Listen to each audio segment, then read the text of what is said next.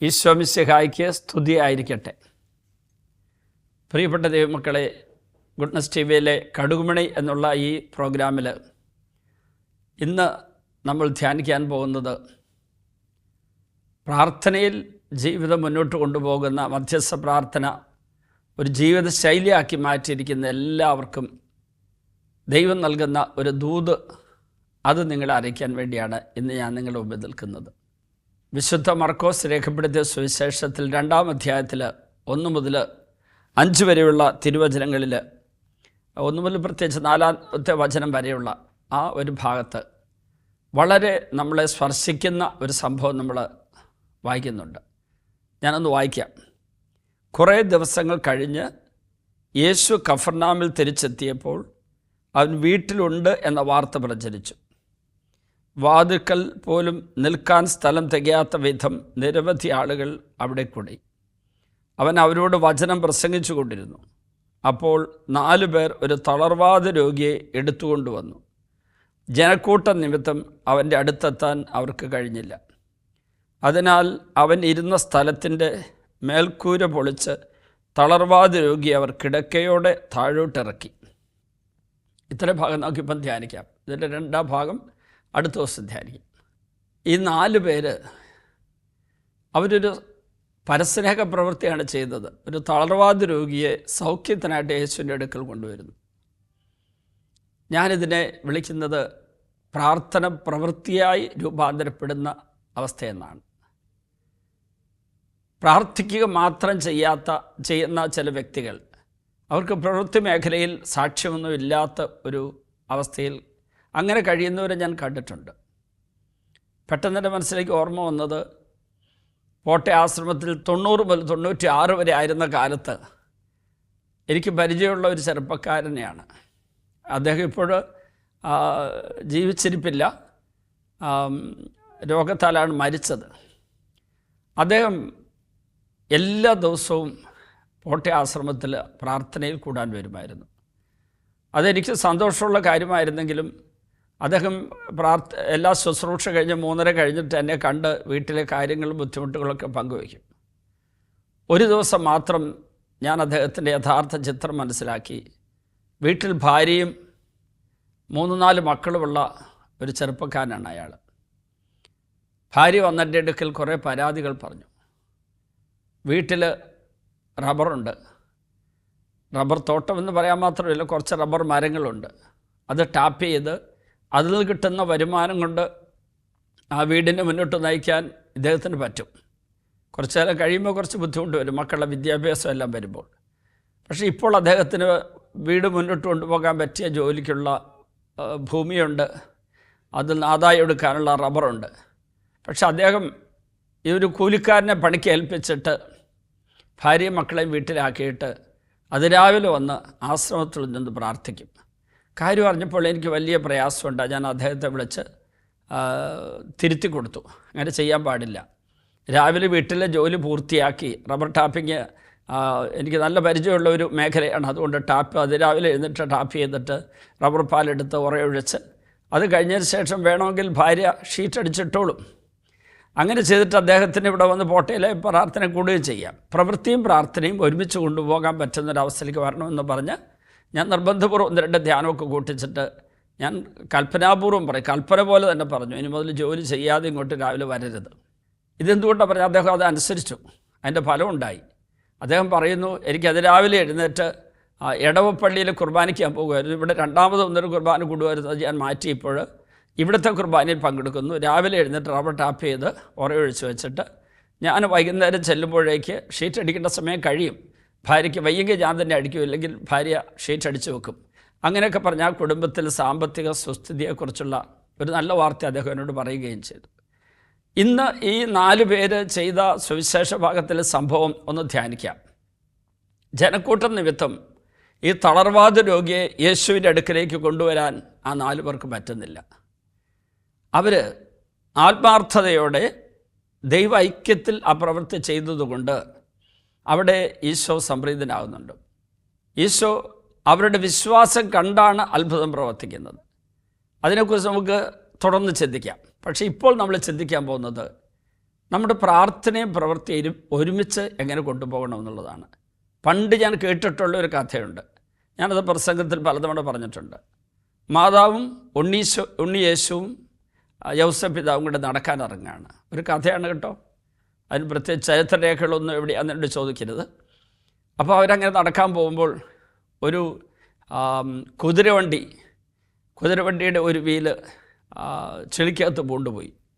അപ്പോൾ ആ ചെളിക്കകത്ത് പൂണ്ടുപോയ വണ്ടി മുന്നോട്ട് വലിച്ചു കൊണ്ടുപോകാൻ പറ്റാത്ത അവസ്ഥയിൽ ആ കുതിരവണ്ടിക്കാരൻ താഴെ ഇറങ്ങി മുട്ടുകുത്തി കൈ വിരിച്ചു പിടിച്ച് യഹോവയെ വിളിച്ച് പ്രാർത്ഥിക്കുന്നു. യഹോവയെ ഒന്ന് രക്ഷിക്കണമേ, എൻ്റെ വണ്ടി ഈ ചെളിയിൽ നിന്ന് മുകളിൽക്കറ്റാൻ സഹായിക്കണമേ എന്ന്. പെട്ടെന്ന് യഹോവയെ വിളിച്ച് പ്രാർത്ഥിക്കുന്ന ഈ മകനോട് അത്ഭുതം തോന്നിയ മാതാവ് ഉണ്ണിയേശുവിനോട് പറഞ്ഞു, അവനെ ഒന്ന് സഹായിക്കുക.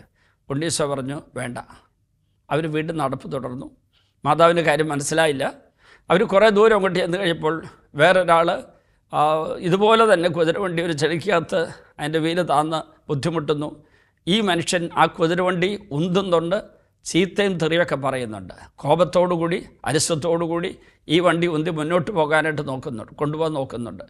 അപ്പോൾ അദ്ദേഹം ചീത്ത പറഞ്ഞ് തെറി പറഞ്ഞ് അരിശപ്പെട്ട് ഇങ്ങനെ ചെയ്താൽ സ്വർഗം നഷ്ടപ്പെടില്ലേ എന്നറിയാവുന്ന മറിയം ഉണ്ണിയേശുവിനോട് പറഞ്ഞു അവനെ സഹായിക്കുക, അല്ലെങ്കിൽ അവൻ നശിച്ചു പോവില്ലേ. ഉണ്ണിയേശു പറഞ്ഞു വേണ്ട. വീണ്ടും അവർ മുന്നോട്ട് പോയി. വേറൊരാൾ ഉന്തുവണ്ടി ചെളിക്കകത്ത് അതിൻ്റെ വീലും പൂണ്ടുപോയി കഴിഞ്ഞപ്പോഴേക്ക് വണ്ടി ഉന്തുന്നുകൊണ്ട് യഹോവയെ വിളിച്ച് പ്രാർത്ഥിക്കുന്നുണ്ട്. ഉണ്ണീശോ മാതാവ് പറയാതെ തന്നെ ചെന്ന് ആ കുതിരവണ്ടിക്കാരനെ സഹായിച്ചു എന്നാണ് കഥ പറയുന്നത്. ഒരു കഥയാണെങ്കിൽ ഇതിലൊരു കാര്യമുണ്ട്. ഈ 3 പ്രതികരണങ്ങൾ നോക്കിക്കേ. ഒരാൾ ഒരു പ്രതിസന്ധി വന്നപ്പോൾ തന്നെക്കൊണ്ട് ചെയ്യാൻ പറ്റുന്നിടത്തോളം ചെയ്യാൻ മനസ്സ് കാണിക്കാതെ വെറുതെ മുട്ടുകുത്തി യഹോവയെ വിളിച്ച് കരം വിരിച്ചു പിടിച്ച് പ്രാർത്ഥിക്കുകയാണ്. അവിടെ ചെയ്യേണ്ട ജോലി ചെയ്യുന്നില്ല, വണ്ടി ഉന്തി മുന്നോട്ട് കൊണ്ടുപോകാൻ നോക്കുന്നില്ല. രണ്ടാമത്തെ ആളാകട്ടെ ചെയ്യേണ്ടത് ചെയ്യുന്നില്ലെന്ന് മാത്രമല്ല, ചെയ്യാൻ പാടില്ലാത്തൊരു കാര്യം ചെയ്യുന്നുണ്ട്. ചീത്തയും തെറിയും പറയുന്നുണ്ട് കോപത്തോടെ. നിഷേധാത്മക വികാരങ്ങൾ, വലിയ കോപം അതുണ്ടെന്ന് മാത്രമല്ല, ദൈവത്തെ വിളിക്കേണ്ട സമയത്ത്, ദൈവനാമം ഉച്ചരിക്കേണ്ട സമയത്ത്, യഹോവയെന്ന് വിളിക്കേണ്ട സമയത്ത് അയാൾ പിശാചിനെ പ്രതിപ്പെടുത്തിക്കൊണ്ട് ചീത്തയും തെറിയുമ്പോൾ, ചീത്ത തെറി അല്ലെങ്കിൽ തൃശ്ശൂർ ഭാഗത്തൊക്കെ ചീത്ത എന്ന് പറഞ്ഞാൽ വഴക്ക് പറയുന്നതിന് പറയുന്നതാണ്. മറ്റു ഭാഗങ്ങളിലൊക്കെ ചീത്ത തെറി എന്നെല്ലാം പറയുന്ന ഒരർത്ഥമാണ്. അശ്ലീല പദങ്ങൾ ഉപയോഗിക്കുന്നതാണ്. അതെല്ലാം തന്നെ മോശമായ അർത്ഥങ്ങളുള്ള വാക്കുകളുമാണ്. അതിൻ്റെ അർത്ഥം അവർ പിശാചിനെയാണ് ഉണർത്തുന്നത്.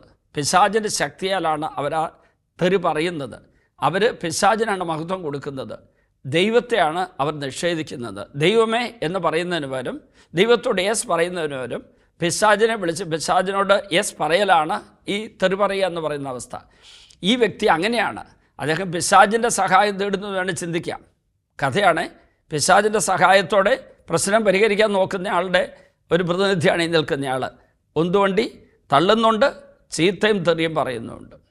മൂന്നാമത്തെ ആളാകട്ടെ തന്നെക്കൊണ്ട് പറ്റുന്ന ചെയ്തുകൊണ്ടാണ് വണ്ടി മുന്നോട്ട് കൊണ്ടുപോകാൻ നോക്കുന്നത്. യഹോവയോട് പ്രാർത്ഥിക്കുന്നുമുണ്ട്. നമ്മുടെ പ്രാർത്ഥനയ്ക്ക് അങ്ങനെ ഒരു പ്രത്യേകത വേണം. നമ്മൾ പ്രാർത്ഥിക്കുമ്പോൾ നമ്മളെക്കൊണ്ട് ചെയ്യാൻ പറ്റുന്ന എല്ലാം ചെയ്യണം. ഞാനൊരു കാനായിലെ കല്യാണ വിരുന്നിലെ അത്ഭുതം പ്രവർത്തിച്ച ആ മേഖലയ്ക്ക് നോക്കുക. അവിടെ ഒരു വാചകം പ്രത്യേകം എഴുതിയിട്ടുണ്ട് കേട്ടോ. ഈ ഭരണിയിൽ വെള്ളം നിറയ്ക്കുമെന്ന് ഈശോ പറഞ്ഞ ഉടനെ ആ സേവകർ വന്ന്, ജോലിക്കാർ വന്ന് വക്കോളം നിറച്ചു. അതിൻ്റെ അർത്ഥം നമ്മളെക്കൊണ്ട് ചെയ്യാൻ പറ്റുന്നതിൻ്റെ പരമാവധി നമ്മൾ ചെയ്യണമെന്നാണ്. ദൈവം ചെയ്യേണ്ടത് ചെയ്യുന്നില്ല എന്ന് പരാതി പറയുന്നവർ അവർ ചെയ്യേണ്ടത് ചെയ്തോ എന്ന് ആലോചിച്ച് നോക്കണം. ഞാൻ എപ്പോഴും ചിന്തിക്കാറുള്ള കാര്യമാണ്. ഞാൻ ദൈവമേ ഈ അനുഗ്രഹം തരണമേ, ഈ കാര്യം ചെയ്തു തരണമേ, തടസ്സം മാറ്റണമേ എന്ന് യാചിക്കുമ്പോൾ ആ തടസ്സം മാറ്റാൻ വേണ്ടി ഞാൻ ചെയ്യേണ്ട കാര്യങ്ങളൊക്കെ ഞാൻ ചെയ്യുന്നുണ്ടോ? എനിക്കൊരു പെർമിഷൻ കിട്ടാനുണ്ട്. അപ്പം ഞാനതിന് അപേക്ഷ കൊടുത്തു. ഞാൻ പ്രാർത്ഥിച്ചുകൊണ്ടിരിക്കുകയാണ്, നന്നായിട്ട് പ്രാർത്ഥിക്കുന്നുണ്ട്. അപ്പോൾ എൻ്റെ ഗ്രൂപ്പിലുള്ള എല്ലാവരും കൊണ്ട് പ്രാർത്ഥിപ്പിക്കുന്നുണ്ട്. അപ്പോൾ ഞാനിങ്ങനെ ഇരുന്ന് ആലോചിച്ച്, ദൈവമേ ഞാനിതെന്തെങ്കിലും ചെയ്യേണ്ടതായിട്ടുണ്ടോ? വക്കോളം നിറയ്ക്കാൻ, പൂർണ്ണമായിട്ട് നമ്മൾ ചെയ്യാൻ ഞാൻ ഈ ആലോചന പ്രാർത്ഥിച്ചിരിക്കുമ്പോൾ എൻ്റെ മനസ്സിൽ പ്രേരണ പരിശുദ്ധാത്മ തരുന്നു. ഈ പറഞ്ഞ ഉദ്യോഗസ്ഥനെ പോയി കണ്ട് എന്താണ് യഥാർത്ഥത്തിലുള്ള ചിത്രമെന്ന് അവതരിപ്പിച്ചോ. കൈക്കൂലി കൊടുക്കാനല്ല, പാപകരമായി സ്വാധീനിക്കാനല്ല, തെറ്റ് ചെയ്യണമെന്ന് പറയാനല്ല, അർഹതപ്പെട്ടത് ഞങ്ങളുടെ ധ്യാനകേന്ദ്രത്തിന് അർഹതപ്പെട്ടത് കിട്ടാനുള്ളത് വാങ്ങിയെടുക്കാൻ വേണ്ടി ഞാൻ ചെയ്യേണ്ടത് എന്താ? ഉദ്യോഗസ്ഥനെ കാണണം. അപ്പോൾ ഞാൻ പ്രാർത്ഥനാപൂർവം ഞാനും വേറെ 2 പേരും കൂടെ പ്രാർത്ഥനാപൂർവ്വം പോകുന്ന വഴിക്ക് മുഴുവൻ ഞങ്ങൾ കൊന്തയില്ല 4 ജപമാല പൂർത്തിയാക്കി ഉദ്യോഗസ്ഥനെ കണ്ട് കാര്യമെല്ലാം പറഞ്ഞു കഴിയുമ്പോൾ അദ്ദേഹം എന്നോട് പറഞ്ഞു, ഞാൻ ഇന്നലെ ഫയൽ കണ്ടിരുന്നു. ഫയൽ കണ്ടിട്ട് നിങ്ങളെക്കുറിച്ച് എനിക്ക് തെറ്റായൊരു ചിന്ത വന്നതുകൊണ്ട് ഞാൻ ആ ഫയൽ ഒപ്പിട്ടില്ല. പക്ഷേ ഇപ്പോൾ ഫാദർ ഇതെല്ലാം പറഞ്ഞപ്പോൾ എനിക്ക് മനസ്സിലായി, നിങ്ങൾ ജെനുവിനായിട്ടുള്ളൊരു കേസാണ് പറയുന്നത്. തീർച്ചയായിട്ടും ഇപ്പോൾ തന്നെ ഒപ്പിട്ടേക്കാമെന്ന് പറഞ്ഞു. ഞങ്ങളുടെ മുമ്പിൽ വെച്ച് ആ ഫയലെടുത്ത് അദ്ദേഹം ഒപ്പിടുകയും ഓർഡർ കൊടുക്കുകയും വിത്തിൻ 24 hours 24 മണിക്കൂറിനുള്ളിൽ എനിക്ക് അത് അംഗീകരിച്ച് കിട്ടുകയും ചെയ്തു. നമ്മൾ ചെയ്യേണ്ടത് ചെയ്തുകൊണ്ടാണ് പ്രാർത്ഥിക്കുന്നത്, പ്രാർത്ഥിച്ചുകൊണ്ടാണ് നമ്മൾ ചെയ്യുന്നത്. ഇത് ചെയ്യുമ്പോഴാണ് ദൈവം മഹത്വപ്പെടുന്നത്. ഈശോയെ, ചെയ്യേണ്ടത് ചെയ്യുമ്പോൾ അങ്ങയോടുള്ള ഐക്യത്തിൽ പ്രാർത്ഥനയിലായിരിക്കുവാനും പ്രാർത്ഥിക്കുമ്പോൾ അതിലൂടെ കിട്ടുന്ന സൽപ്രേരണകൾ സ്വീകരിച്ചുകൊണ്ട് ചെയ്യേണ്ടത് ചെയ്യാനുള്ള വരപ്രസാദം എനിക്കും എന്നെ കേൾക്കുന്ന എല്ലാവർക്കും നിമിഷം നൽകണമേ. പിതാവിൻ്റെയും പുത്രൻ്റെയും പരിശുദ്ധാത്മാവിൻ്റെയും നാമത്തിൽ ആമേൻ.